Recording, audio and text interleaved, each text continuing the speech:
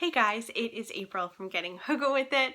Today I want to talk to you about the pieces of advice that I get from people about my infertility. And there are 5 here that I often receive that drive me absolutely crazy. They drive me nuts. Some of them I find insensitive. Some of them I find hurtful. Some of them I just don't know what to say to those people. So I just kind of wanted to share it with you in case, some of you are also dealing with infertility and can probably relate to some of this. And other people, you might be saying this. I've said a couple of these things to other people before I was trying for a baby. And I just didn't know. So I just wanted to share them with you and let's get into it.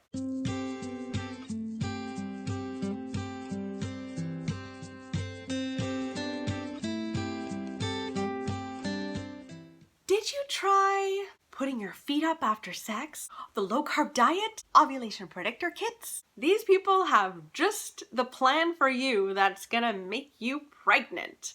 And I just find it totally annoying, I have to say. I have gotten the advice, put your feet up after sex and put a pillow under you and you'll get pregnant. And that one is just completely false.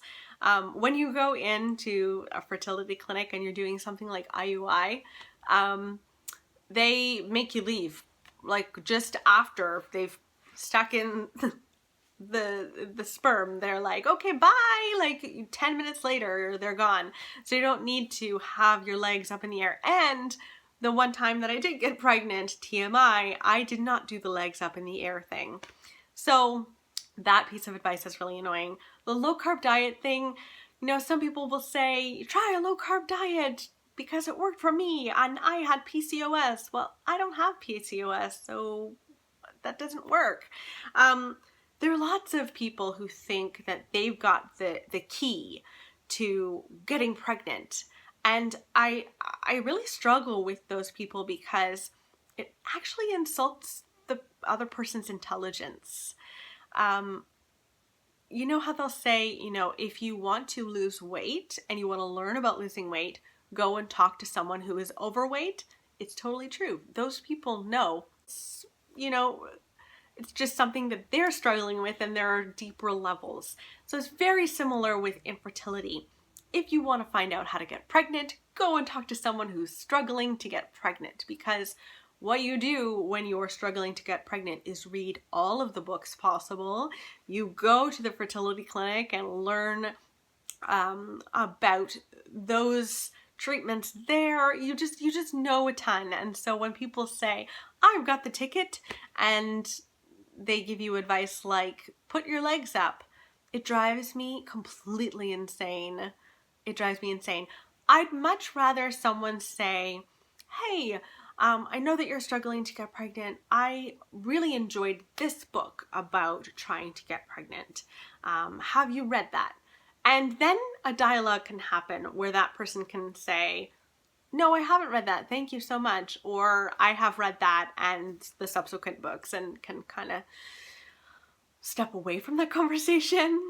It'll happen when you stop trying. Oh, this one I really struggle with because these people have really good intentions. This is usually a spiritual person, or is it at least a spiritual slant. It'll happen when you give it to God.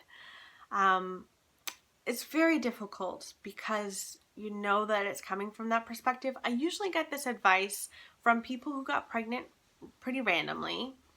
I also get this advice from older women who got pregnant in their 20s and they didn't have to try. This advice is also frustrating because it doesn't actually make much sense. So you guys all know there's a window of opportunity when you're trying to get pregnant. And you got to catch that window of opportunity. It's usually between 5 and 7 days. And there are 2 specific days that are like the days that you really could get pregnant. So if you stopped trying, you might miss that. You probably would miss that a few times. So it doesn't make much sense to just stop trying in general and give it to God.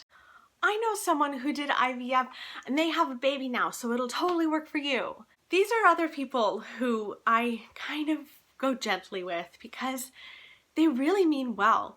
These people desperately want you to get pregnant. They want you to be happy. They want you to have a baby.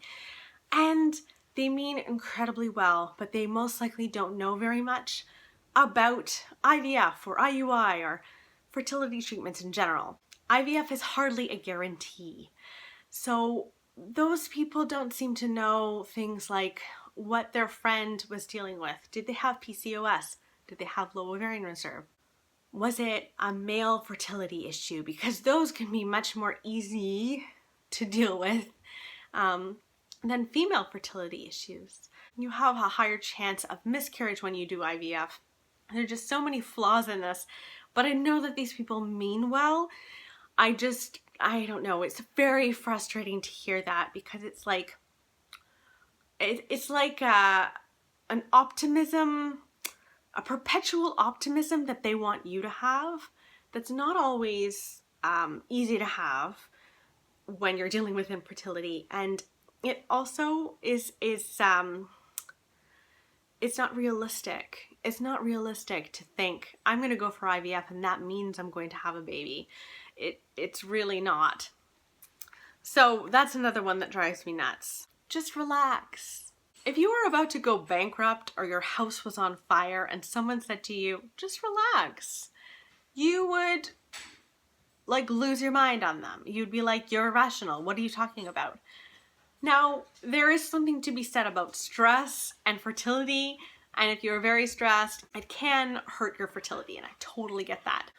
I would much rather hear from someone who wants to say, just relax. I'd much rather hear them say, it looks like you're doing everything you possibly can, and I think you're doing amazing, and I really hope that you get pregnant.